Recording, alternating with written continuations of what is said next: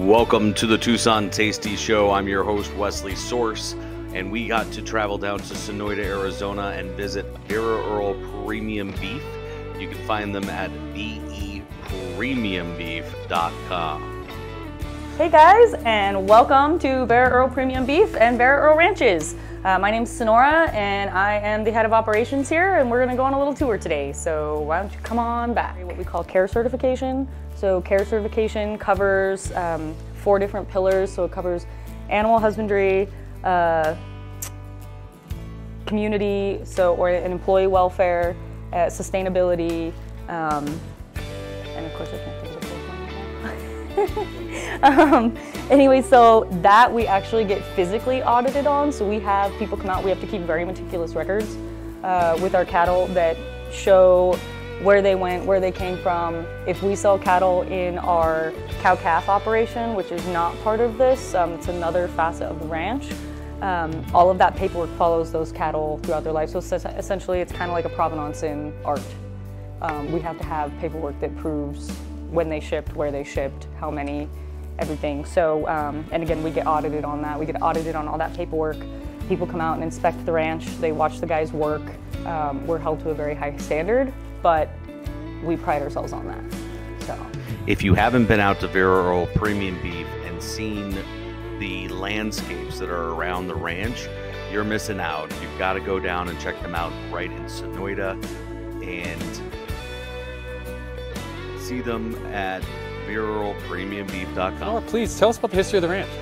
The Vera Earl was established in 1968 by Burton and Betty Ann Beck. It was named in honor of Burton's parents, Vera and Earl, hence the name Vera Earl.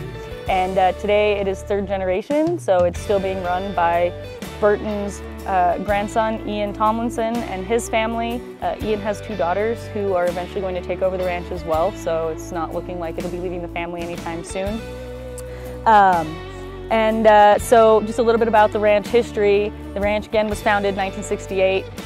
Unfortunately, Burton passed away about 10 years later, and Betty Ann actually ran the ranch herself all the way through the late 90s, when at the time there was a possibility of the ranch being broken up and sold if none of the siblings or the family came down to take over. Ian, the current owner again, had spent a lot of time here as a child, and it meant a lot to him. So what he decided to do was, after finishing law school in Washington, he and his wife Kristen moved down here to help run the ranch. They ended up taking over in the year 2000 and didn't really look back after that. Ian was actually still practicing law and running the ranch at the time. In about 2008, they took over the lease for the historic Empire Ranch down here. And at that time, Ian decided to stop practicing law and move into just being a cowboy full-time, which then progressed to acquiring even more leases and partnerships. The Vera Earl was established in 1968 by Burton and Betty Ann Beck. It was named in honor of Burton's parents, Vera and Earl, hence the name Vera Earl. And today it is 3rd generation, so it's still being run by Burton's grandson, Ian Tomlinson, and his family. Cattle that are in here, so there's probably anywhere between 200 and 250 cattle in here at any given time. You know, your average cattle that when they're taking them in, really like 1250 is kind of your stereotypical finished cattle. We like ours because we're aiming for that high choice or prime, so we kind of over finish them a little bit. We usually take them in anywhere between 16 and 1800 pounds. So we've taken a couple that have actually broken the 2,000 pound mark. So our processor likes to call them butterballs. All right, guys, so we're here at our barn and kind of our main area on the ranch, the feedlot, and I've got Carter Barrett with me. He is one of our horse trainers, and I'm going to let him tell you a little bit about the horse operation. Thank you, Sonora. Well, I started the horse operation about 5 years ago for Ian's youngest daughter thought it'd be fun to race horses. So 5 years later, here we are. We have 22 brood mares. We try to breed 15, 16 a year. So every year we get new colts.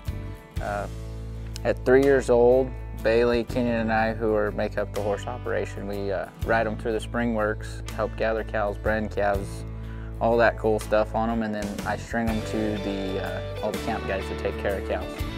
And they'll spend 2, 3, 4 years there, and get nice and solid, seasoned, see a lot of stuff, do a lot of stuff, and then they come back to us. And from there, that's where we start offering to the general public, sell horses. So that way by then we know what they are, we know what they're getting, and we can guarantee our product that way. Currently we're showing in 3 events right now. My wife Bailey, she shows in the NRCHA, which is the National Rein Cow Horse Association.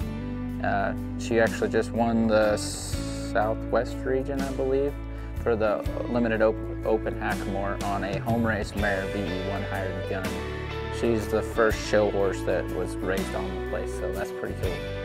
And then we've got a couple horses we're showing in the cutting, the NCHA, and then we just started showing 4 of them in the roping events at the AQHA, the quarter horse show.